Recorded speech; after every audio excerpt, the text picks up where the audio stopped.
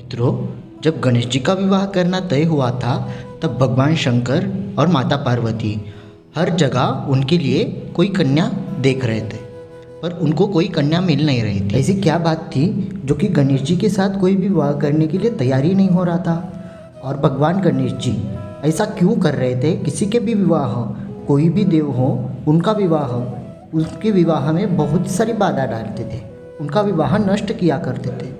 ऐसा क्यों करते थे? और इसके बाद भगवान ब्रह्मा जी ने क्या हल निकाला और गणेश जी का विवाह कैसे हो गया? और ऐसा क्या किया ब्रह्मा जी ने जिनका विवाह रिद्धि सिद्धि के साथ हो गया था? और ये रिद्धि सिद्धि कौन है? आज की इस वीडियो में हम देखने वाले हैं। मित्रों, अगर आप भी ऐसे ही सभी सवालों के जवाब जानना चाहते हो तो आज के इस वीडियो को बिल्कुल भी स्किप मत कीजिएगा और वीडियो को पूरा देखिएगा। नमस्कार और स्वागत है आपका धर्मश्री विज्ञान पर फिर से एक बार। चलिए दोस्तों, आज की इस न्यू वीडियो को शुरू करते हैं।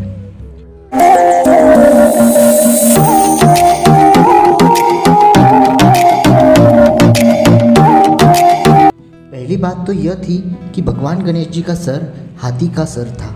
जब भगवान गणेश जी का महादेव से, अपने ही पिता से युद्ध हुआ था, तब भगवान शंकर ने त्रिशूल से उनका सर धड़ से अलग कर दिया था, तब उनको हाथी का सर लगाया था। ये तो हो गया पहला कारण। इसके बाद जब परशुराम के साथ वाद विवाद हो गया, तब परशुराम के साथ भी उनका युद्ध हुआ था। तब परशुराम ने एक अपना फरशु फेंका और उनका एक दांत टूट गया था, इसलिए उनको एकदंत भी कहा जाता है। इन दो कारणों की वजह से भगवान गणेश जी के साथ कोई भी देवकन्या उनके साथ विवाह करने के लिए तैयार नहीं हो रही थी। इस बात को गणेश जी का अमूमन बहुत ही नाराज रहा करते थे और उनको बहुत दुख था इस बात का। और जब भगवान गणेश जी किसी देवता के विवाह में जाते तो उनको बहुत दुख होता था।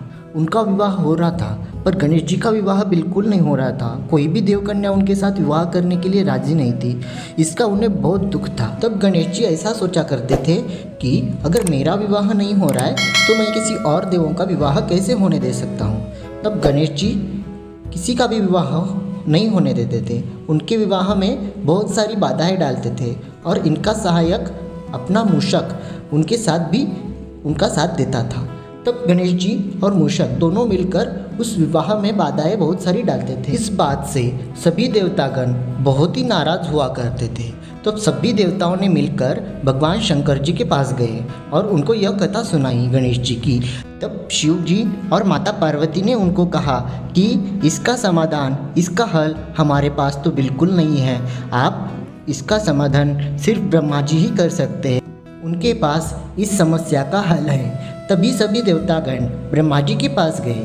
तब ब्रह्मा जी अपनी तपस्या में लीन थे। तब ब्रह्मा जी की तपस्या होने के बाद ब्रह्मा जी को यह सब बातें देवताओं ने उन्हें बताई। तब ब्रह्मा जी ने इस समस्या का हल निकालने के लिए अपने युग से, अपने योग से दो पुत्रियाँ बनाई।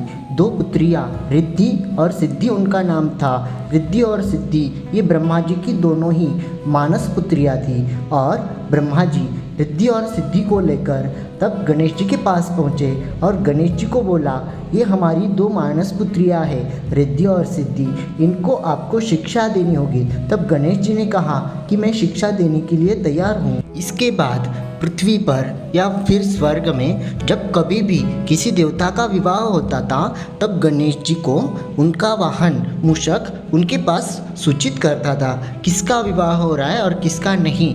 उसके बाद जब रिद्धि और सिद्धि उनके पास रहती थी तब ऐसे ही मूषक आया और जब भी उनको बताने जा रहा था तब रिद्धि और सिद्धि गणेश जी का ध्यान भटकाने के लिए कोई भी बात बोलकर उनका ध्यान भटकाया करती थी। ऐसा करने से सारी देवताओं का विवाह बिना हल, बिना समस्या के हो जाता था। तब उसके बाद एक दिन मूषक ने उनको बताया आखिर विवाह बिना रुकावट के कैसे हो रहा है। तब गणेश जी को सारी बातें समझ में आ गई और गणेश जी को यह बात समझ में आने तक ब्रह्मा जी को भी पता चला कि अब गणेश जी को समझ गया है।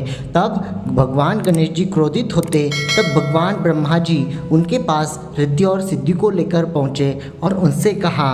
तब ब्रह्मा जी ने उनसे कहा कि इस युग में रिद्धि और सिद्धि के लिए कोई योग्य वर नहीं मिल रहा है, कृपया आप इनसे विवाह कर ले। तब भगवान ब्रह्मा जी और भगवान शंकर जी ने सभी देवताओं के समेत भगवान गणेश जी का विवाह बड़े ही धूमधाम से कर दिया था। इसके पश्चात उस समय गणेश जी को उन दोनों से अति दुर्लभ सुख प्राप्त हुआ था। उस सुख का वर्णन किया नहीं जा सकता है। कुछ समय बीतने के बाद गणेश जी को उन दोनों भार्याओं से 2 दिव्य पुत्र प्राप्त हुए।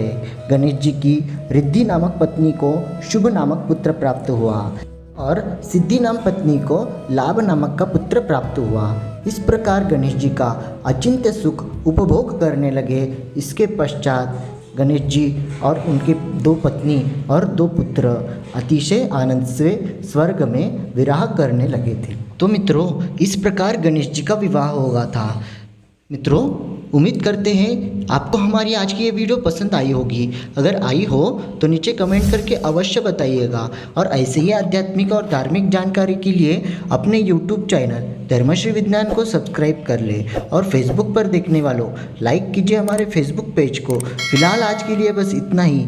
मिलते हैं अगले वीडियो में। तब तक के लिए जय हिंद, जय भारत।